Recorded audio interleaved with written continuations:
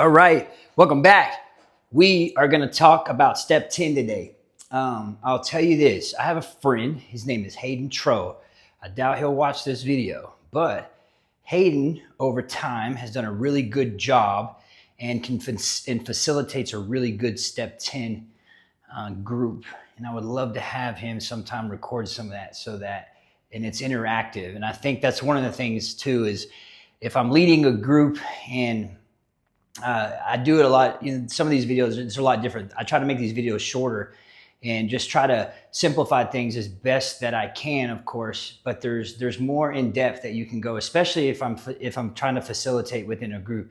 Keep it as interactive as possible, because who wants to constantly set up and listen to a lecture that lasts 50 minutes? And if you know me, I can talk for a long time. Sometimes just about nothing. But yeah, I'll fill the blank space with some words for sure. But today we're going to talk about step 10. And step 10 is it's one of my favorites in terms of the principle that's attached to it. And the principle attached to step 10 is discipline. Now, this is something I need you to understand. Discipline is one of the things that I have noticed, and maybe this is necessarily just about myself, and then also my experience of kind of walking this path with addicts and alcoholics, is that we lack that a lot. In our active use and addiction and alcoholism, we're not the most disciplined people. Matter of fact, like I was saying, we're very undisciplined. There's nothing that we do with consecutive consistency. A lot of times, even how I was navigating it, and in my head, there was a lot of just these, fantasies and ideas and grandiosity that I was creating that would sound good, but there would be no follow through on the other end of it. And there's a lot that goes with that. In the middle of alcoholism and addiction, I'm just going through these waves, man, of like ups and downs and good ideas and motivation and no motivation. And a lot of that was dependent upon whether I was under the influence or not, of course. Step 10 is one of those that I'm going to simplify this. And there's going to be some people that are probably upset with how I do this. There's in the big book, it goes to talk about 10, 11, not the big book, but in the big book, there's 4 things that we're going to look out for when we're looking at step 10 for sure. But on the other side of it, when we talk about maintenance steps in this, after you've made your amends, 10, 11, and 12 are something we're going to practice, every day. And a lot of the steps we need to practice every day as well. But 10 and 11 or 12 are very, very important. Now, this is what I'm going to tell you in this, is I have noticed a lot when people do find recovery and they do get a sense of freedom and they have stepped out into this new world and they start living life, of course, then they do start creating disciplines in their life. One of the things that treatment does very well is it creates a schedule. It creates a routine for the addict or alcoholic, right? And routine is something we're not used to. Me, in the middle of my addiction, my most comfortable, happy place was in the back dark room somewhere, as long as I could stay there watching Netflix and just being absolutely miserable. And then somewhere in that misery, I found comfort in the darkness, which is sad. My comfort was that space, and getting out of that space seemed impossible. I didn't have any necessarily intention throughout my day. There was no routine. There was no habit that's formed. Treatment does that, because you come out, you get your body detox, you go to treatment, and there's a schedule, right? You're going to wake up at 6:30, you're going to go feed the animals, and you're going to come in for a community group, and then you're going to go participate in the next part of the program. You come back for a step group or whatever, and there's routine, and then there's lunch, and then there's dinner, and then there's more chores, and you get used to that. We're creatures of habit. We definitely are, and we like routine. It keeps us moving. It does. It gives us purpose. It gives us drive, right? The thing that comes along when I'm working these steps and I start fighting freedom is motivation starts to appear. Some people will call it like this pink cloud thing. And I get motivated for the first time. But what's very important is that we realize and understand that motivation is temporary, right? But what's better than that? Discipline, of course. Because when I become a disciplined person, right? Even today, I wake up. When I say I'm going to wake up, I set my alarm early. I'm very disciplined in getting to the gym. It's part of what I do for my mental health, for sure. It's part of for what I do for how I like to look and how it makes my body feel, and even the dopamine that's released off of that. I go to work. I'm on time. I like to have a set schedule. Like when you look at my life today, you'd be like, that's a very, very disciplined person, 100%. It's hard for me to say, like, I look at people all the time and they might say this is ego, but I really highly doubt you're going to outwork me. Where I have the freedom, and what this program has taught me is, like, I have found the middle of the stream in that. And I'm going to work my ass off every single day and give the people that I work with my best. That's just what I know, and that's what I've become. And I am so, so proud of that. And most addicts and alcoholics, I see that, they become disciplined people, understanding that the motivation that might have got them to put, the little push over is going to come and go. So if I create discipline in my life, right?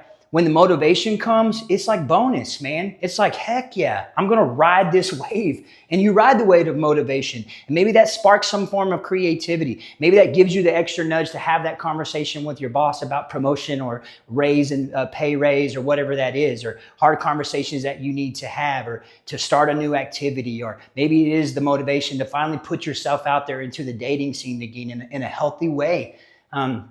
And then that motivation is going to go under, but I have to rely on the disciplines in my life to continue to get me through. Discipline is so, so important. The 10 step is very simple.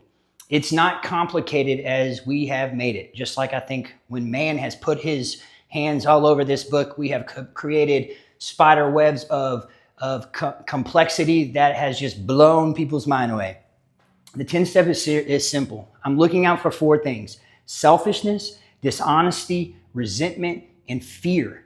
When any of those 4 things, selfishness, dishonesty, resentment, and fear, pop up into my life, and I have the awareness now today to see that coming, right? I feel that. I'm pissed off today, right? I'm mad at this person. I have fear of having this conversation, or fear of the future, or financial insecurity, whatever that is, then I know, right? Because I have been taught now, it is time to get some perspective around those things, because my best thinking, remember this, my absolute best thinking got me into treatment.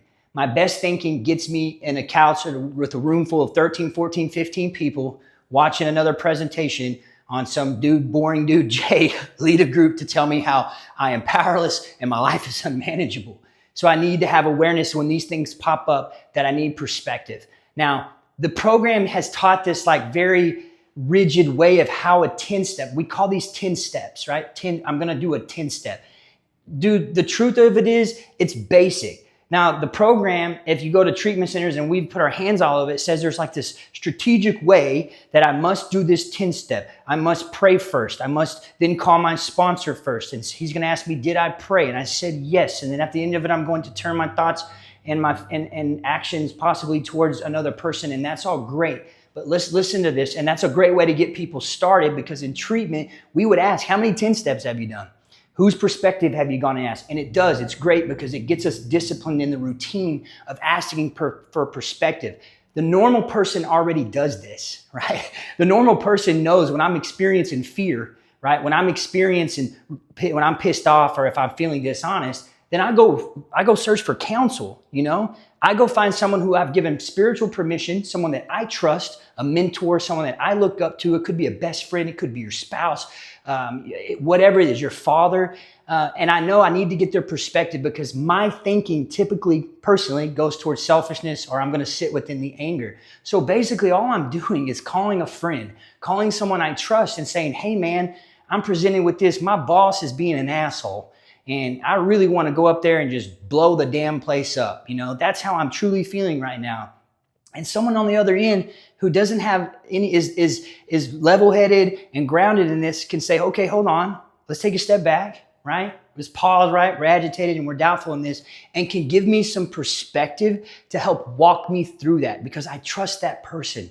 It's just, the 10 step is simple. It's just saying, hey man, my perspective's always not the best. And when I'm in anger, I don't necessarily make the best decisions all the time. So what I need to do is I need to call someone, and I need for them to walk me through it and say, hey, actually, it seems like you're being a little erratic on this. It seems like you're jumping to conclusions. You may be making some assumptions here. How can we look through a different pair of glasses and get through this without blowing our whole lives up, without blowing that up, or telling them to F off, or whatever it is? What conversations need to be had? This is just a basic thing. When I'm feeling these things, I need to reach out and say, hey man, I'm feeling this. Can you listen to me for a second? And of course, at the end of it, the best way for us to get out of ourselves is to go help another individual. Whether I pray for that person, whether I go through my phone and I call someone I haven't called before, but to get out of myself to do a service to another person. And that helps us a ton. The 10th step can be very simple. It's just a way to get us to stop thinking on our own accord and to reacting with whatever feeling or emotion that we're in. It's a chance for us to step back a little bit and to get some perspective in order to do the right thing, to make a better decision. And again, to remember that my best thinking on my best day, when I wake up and I'm just alone within this guy that's in here, myself, I don't always make the best decisions. So I need to run it by other people. The 10th step is discipline. You got it.